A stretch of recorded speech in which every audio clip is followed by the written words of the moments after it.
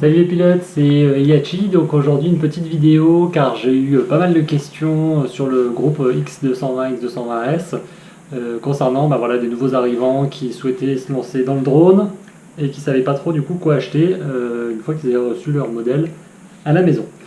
Donc voilà, l'idée de cette vidéo, elle va être pas très compliquée, pas très technique, on va pas voir grand chose, pas de vol en tout cas, mais c'est plus de faire un peu un listing des quelles sont les premières pièces à acheter, qu'est-ce qu'il faut rajouter sur le drone, qu'est-ce qu'on peut faire pour l'améliorer.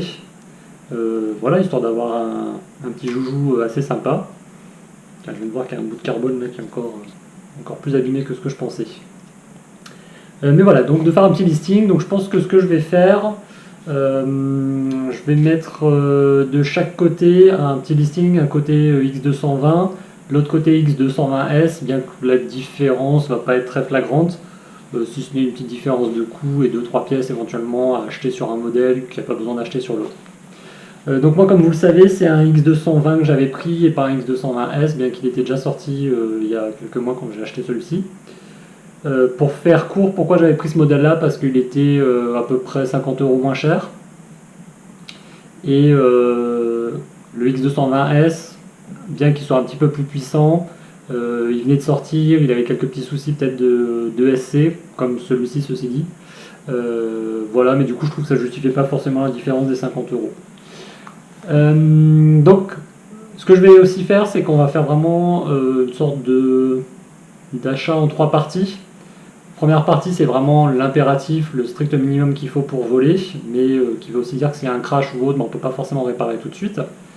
La deuxième partie, ça va être les premiers upgrades qui vont nous permettre de corriger certains défauts du X220, mais aussi du X220S. Et troisième partie, là c'est vraiment les frais qu'on va pouvoir rajouter sur du long terme pour justement, si on a un crash ou des choses comme ça, pour mettre un peu des pièces de côté et se retrouver avec une config vraiment très confortable où on est assez tranquille et on peut voir un peu plus loin. Voilà.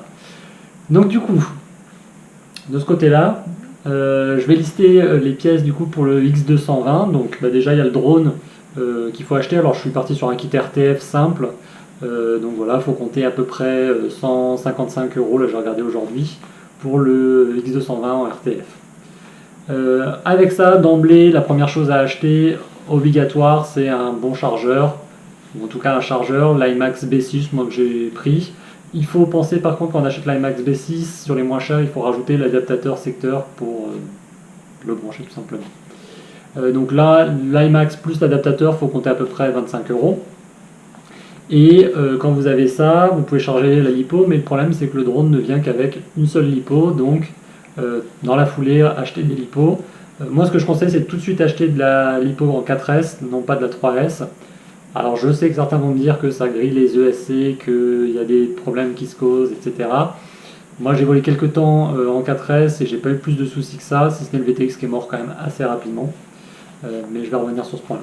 Dans tous les cas, moi je conseille de partir sur les Infinity quand on débute, ça marche très très bien. Les 70C, pas forcément besoin de prendre les plus chers, sachant qu'une lipo Infinity en 70C coûte à peu près 18 €. Avec ça, du coup, vous pouvez rajouter tout de suite un pack d'hélices. Les hélices, vous en avez 4 pour 2,50 € à peu près. Alors vous pouvez pourquoi pas en prendre plusieurs packs tout de suite, mais au minimum un pour liquider celles que vous aurez d'origine qui sont franchement pas terribles. Mais après, là moi je vous ai mis dans la petite liste, il y aura des dalles propres, vous serez franchement tranquille avec ça.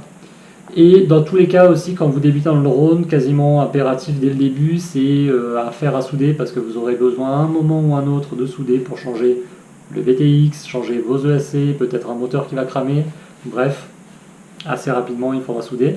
Et avec un bon fer à souder, je vous recommande tout de suite de prendre une petite boîte avec des tournevis de la bonne taille. Parce que moi j'ai commencé après avec vraiment des tournevis vraiment merdiques. Et le problème c'est que j'ai tout de suite abîmé 2-3 têtes de vis. Donc voilà, achetez-vous tout de suite 2-3 outils, ça coûte pas très très cher. Le fer à souder plus les outils, j'ai estimé ça à peu près 20 € on va dire pour débuter. Avec ce pack là, du coup, c'est vraiment ce qu'il faut, c'est le pack, on va dire, niveau 1, c'est vraiment le strict minimum qu'il faut voler. Et j'ai failli l'oublier, rajouter un masque ou des lunettes. Donc là, moi, par exemple, en masque, j'étais parti sur le VR D2 Pro. Mais vous pouvez aussi partir sur les Ishin, les EV100. Alors pareil, ça reste du premier prix, mais ça permet quand même de voler, de se faire plaisir à moindre coût. Là, ça va vous rajouter à peu près 70 euros. Ce qui fait que là, grosso modo, moi je vous propose un petit pack qui va être aux alentours de 300 euros. Hein, donc, suivant après les taux, suivant combien sont les différentes pièces que je vous ai listées. Mais vous arrivez à peu près à 300 euros, 300-310 euros, avec donc le quad, avec le chargeur. Je vous ai mis dedans 3 lipos au total, c'est-à-dire celle du drone qui vient avec le kit RTF, plus 2 lipos les Infinity.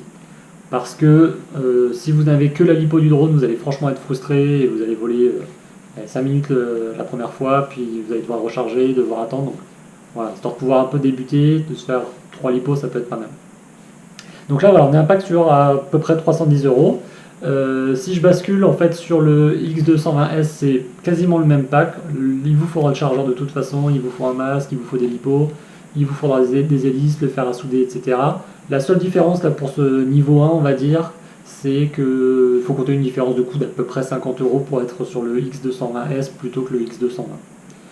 Je ne vais pas revenir dans cette vidéo quelles sont les grosses différences entre le X220 et le X220S, mais grosso modo, voilà, le X220S c'est une amélioration, il est un petit peu plus puissant. Après, voilà, c'est assez semblable quand même. Là encore, je m'adresse aux débutants. Si vous débutez, honnêtement, vous ne verrez franchement pas de différence entre X220 et le X220S au pilotage. C'est impossible.